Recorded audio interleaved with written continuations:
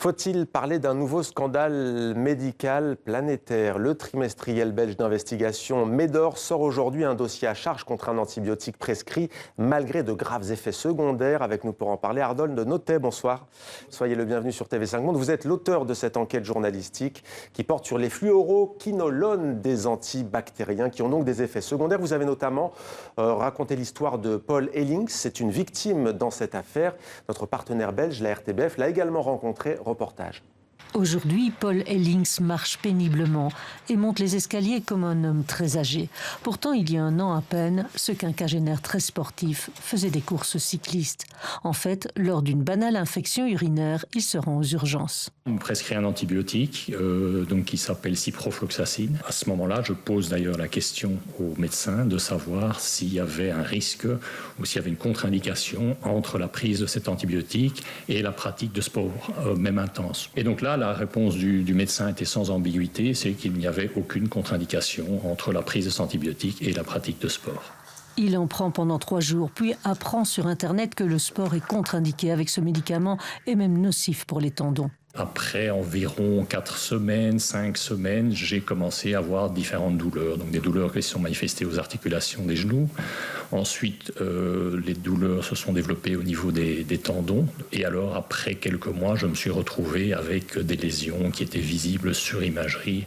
Et il n'est pas le seul. Ce médecin du sport voit régulièrement des patients avec ces mêmes effets délétères. Des tendinites ou des ruptures du tendon qui arrivent soit rapidement, soit parfois à distance de ce traitement antibiotique. Les médecins ne les informent pas toujours, les pharmaciens non plus. Je me rends compte qu'ils ne sont pas toujours eux-mêmes au courant de ces effets secondaires. En mai 2018, l'Agence belge du médicament a limité les conditions de remboursement de ces antibiotiques à des prescriptions pour des infections sévères. Pourtant, on en vend encore beaucoup. Si on part des quinolones remboursés, d'après les chiffres que nous avons, et si on extrapole à l'année 2019, on arrive à peu près à 230 000 boîtes de quinolones délivrées dans les pharmacies belges. Un chiffre largement sous-estimé car depuis de nombreux médecins le prescrivent sans demande de remboursement. On tournerait donc plutôt aux alentours des 600 000 boîtes par an. 600 000 boîtes par an en Belgique. Et donc, on a envie de vous demander pourquoi aujourd'hui ces antibiotiques sont-ils encore prescrits par des médecins en Belgique ? Parce ils méconnaissent les effets secondaires. Ils sont pourtant informés. Les agences sanitaires multiplient les alertes. Ils reçoivent beaucoup de communications. Ils se défendent en disant qu'ils croulent sous la charge administrative, que les délégués des laboratoires ne passent plus leur rendre visite. Je pense que si vraiment leur seule source d'information provient des laboratoires qui fabriquent les médicaments, on a un petit problème d'indépendance. Ouais. En même temps, c'est tout le problème sur les médicaments, c'est ce qu'on appelle la balance entre le risque et l'effet du médicament, le bénéfice en fait. Pour le coup, là, ils soignent certaines pathologies, ça vous le niez pas. Non, bien sûr, ils sauvent des vies. Ils sont capables d'éradiquer des bactéries aussi létales que la lèpre ou l'anthrax. Le problème, c'est qu'ils sont aussi délivrés pour soigner des petits cystites ou même parfois sans infection. Mais Infection bactérienne. Pourquoi les médecins ne préviennent pas, en principe, quand il y a une opération, un acte chirurgical ou quand on prescrit un médicament, on informe le patient? Là, ce n'est pas le cas. Est-ce dû à un déficit des médecins eux-mêmes en la matière? Est-ce qu'ils ne savent pas tout? Ils ne savent pas tout. Soit ils ne sont pas au courant des effets secondaires, soit ils les minimisent. Il va y avoir des petits problèmes au tendon, ce n'est pas très grave. Les problèmes de tendon, moi j'ai rencontré des patients qui sont quasiment alités pour des problèmes de tendon de façon permanente. Le patient qu'on vient de voir, il a une 50aine d'années et il dit lui-même qu'il marche comme quelqu'un de 80 ans, en tout cas au niveau de ses tendons. Exactement. Et il y a bien pire que ça, il y a des gens qui sont maintenant en chaise roulante après la prise d'un seul comprimé. Ouais. Y a-t-il des procès qui s'enchaînent en Belgique? Oui, il y a des procès un petit peu partout. En Belgique, il n'y en a pas encore. Par contre, en France, au barreau de Arras, il y a l'avocat maître Bernard-Marie Dupont, qui lui a déjà gagné 4 procès contre des médecins avec des indemnisations à la clé. Alors vous, c'est grâce à l'homme que l'on vient de voir, le patient que l'on vient de voir, qui est belge mais qui réside en Suisse, que vous avez eu la puce à l'oreille pour traiter ce scandale. Exactement. Médor, c'est un magazine coopératif et donc les lecteurs nous suggèrent des idées d'enquête et c'est Paul qui nous a suggéré d'enquêter sur ce sujet-là. Ouais. Lui-même savait qu'aux États-Unis, il y avait eu des milliers de morts depuis les années 1990. Oui, il le savait et il l'a appris évidemment bien plus tard. Son médecin ne l'a évidemment pas prévenu des risques. Et comment les autorités sanitaires américaines font face à ce problème? Elles multiplient les avertissements, souvent sous la pression et les procès des associations de consommateurs.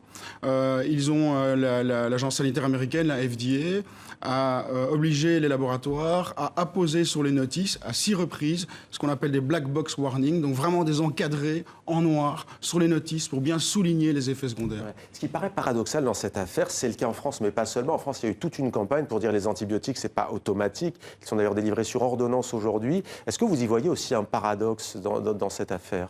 Mais évidemment, surtout que ces fluoroquinolones sont des puissants antibiotiques, on l'a dit, des antibactériens à large spectre. Et donc, ils sont principalement, ce sont les premiers responsables, parmi les premiers responsables de la résistance aux antibiotiques, raison pour laquelle on multiplie les campagnes pour éviter de prescrire des antibiotiques à tout va. Combien de cas comme celui que l'on vient de voir dans le reportage? Difficile de le savoir, dites-vous. Est-ce que c'est sous-estimé? C'est totalement sous-estimé. Même Bayer, qui fabrique 2 de ces médicaments, le reconnaît, que ces effets ont probablement été largement sous-estimés. En Allemagne, l'université de Fribourg a tenté d'estimer le nombre de victimes pour la seule année 2018. Ils arrivent à la conclusion que 40 000 cas d'effets secondaires invalidants et 140 décès seraient survenus dans la seule année 2018. Et pour vous, après avoir travaillé sur ce dossier, que devraient faire les autorités sanitaires belges, selon vous? Les retirer, c'est pas possible. On voit que c'est toute une famille, au fond, d'antibiotiques. Informer le patient, bien entendu, mais au-delà. Donc il faut retirer les plus nocifs, c'est ce qui a déjà été fait. Je pense qu'il y en avait 11 au départ, il en reste 5 ou 6, donc on en a déjà retiré. Je pense que ce qui serait vraiment opportun, c'est de réserver ces médicaments dans les hôpitaux, plus dans les traitements ambulatoires. Ouais, beaucoup de Belges, vous le dites, partent en vacances et ont ça dans leur trousse, certains de ces antibiotiques. Ils vous ont envoyé les photos. Est-ce qu'il y a une inquiétude? Comment on a fait face à votre enquête en Belgique? Mais effectivement, je reçois beaucoup de photos parce que, par exemple, la ciprofloxacine, qui est la plus connue de ces molécules, on recommandait de prendre ça dans sa pharmacie de voyage pour lutter notamment contre les gastro. Il est évident qu'on ne le recommande plus aujourd'hui. Est-ce que vous aimeriez, si l'on peut dire, que l'Europe, et plus particulièrement les pays francophones, puisque vous le disiez, la Suisse, la Belgique et la France sont concernés, s'unissent pour faire face à cette problématique?